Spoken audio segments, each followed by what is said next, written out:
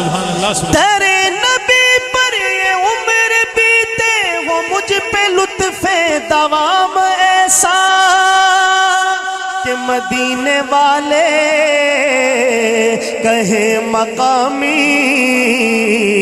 ہو ان کے در پر قیام ایسا مدینے والے کہیں مقامی ہو ان کے در پر قیام ایسا مدینے والے کہیں مقامی ہو ان کے در پر قیام ایسا مجھے کو دیکھو وہ بے طلب ہی نوازتے جا رہے ہیں پہ ہم نہ میرا کوئی عمل ہے ایسا نہ میرا کوئی ہے کام ایسا نہ میرا کوئی عمل ہے ایسا نہ میرا کوئی ہے کام ایسا بلال تجھ پہ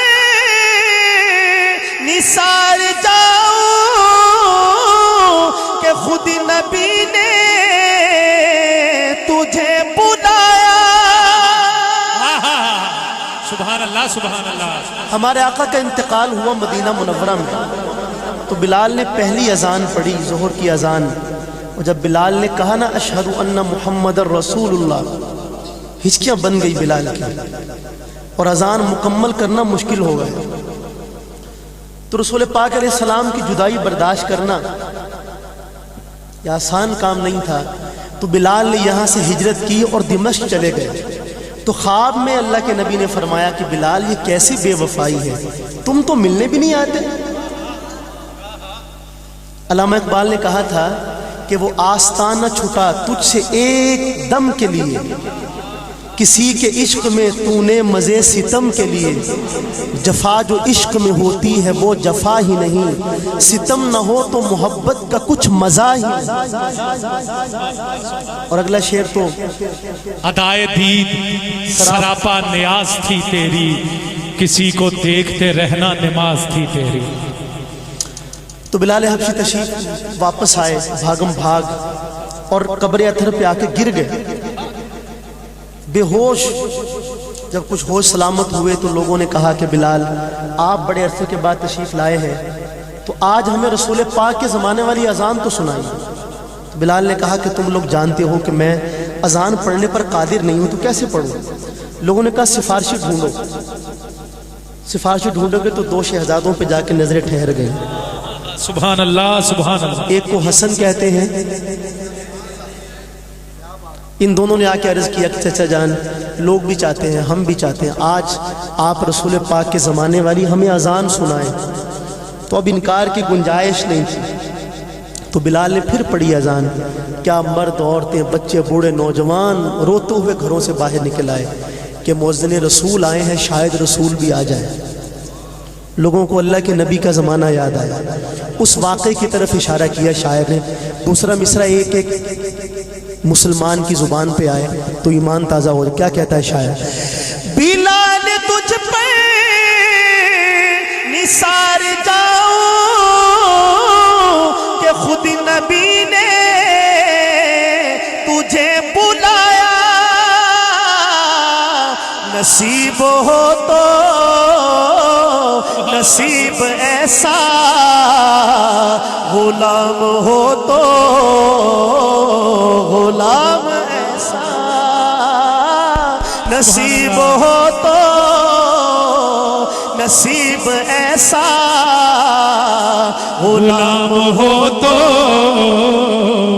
غلام ایسا نصیب ہو تو پڑھیے بھائی پڑھیے نصیب ایسا غلام ہو تو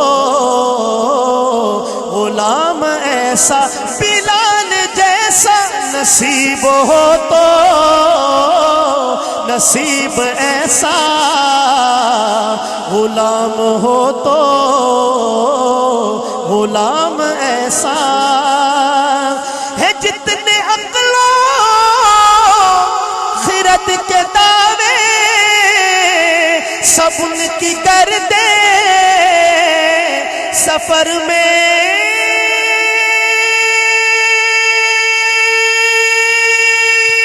गुम है। सुभान अल्लाह है। जितने अक्लो खिरत के दावे सब उनकी कर दे सफर में गुम है। कोई भी अब तक समझ न पाया है मुस्तफा का मकाम ऐसा। कोई भी अब तक समझ न पाया है मुस्तफा का। मोहब्बत से कहें मकाम ऐसा। और मकाम ऐसा था कि सहाबे कराम फरमाते हैं कि अल्लाह के नबी के अंदर जो नूर था, आपका इंसानी जिस्म उस नूर को छुपाने में नाकाम रहा। जब आप बात करते थे तो बात नूर निकलता था। और ये तो हज़रत अनस रज़ियल्लाहु अन्हु की रिवायत है। वो फरमाते हैं कि जब अल्लाह के नबी मुस्कुराते थे तो आपके मुस्कुराहट की जो नूर निकलता था वो सामने दीवार पे नजर आता था। और हज़रत आयशा रज़ियल्लाहु अन्हा की वो वाली बात कि मैं घर में सुई से काम कर रही थी कि सुई गिर गई, रोशनी का इंतज़ाम नहीं था, तलाश कर रही थी ज़मीन पे हाथ मार के कि अल्लाह के नबी की आमद हुई और आपने मुझे मुस्कुरा कर सलाम कहा। सुभान आई ना, तो उस मुस्कुराहट के नूर से सुई चमकने लगी। अल्लाह अकबर अल्लाह। ये मकाम था अलग। लेकिन ये जो शेर मैं पढ़ रहा हूँ, देखिए आप हजरात बड़ी देर से तशरीफ़ फरमा हैं। ज़हीन सामे होने का सबूत चाहिए। ज़हीन सामे होने का मतलब ये है कि आधा मिसरा मैं अदा करूँगा और बाकी आधा आप अदा करेंगे। मैं पढ़ता हूँ शेर, दूसरा मिसरा ख़ास तौर पे। नमाज यकसा में जब पढ़ाई तो अंबिया रसूल ये बोले, नमाज हो तो नमाज ऐसी, इमाम हो तो इमाम ऐसा। नमाज हो तो नमाज ऐसी, इमाम हो तो इमाम ऐसा। नमाज हो तो नमाज ऐसी, इमाम हो तो इमाम ऐसा। अकाई जद में नहीं, मरहला हजार का है। इकाई जद में नहीं, मरहला हजार का है। ये एक गुल का नहीं, तज़किरा बहार का है।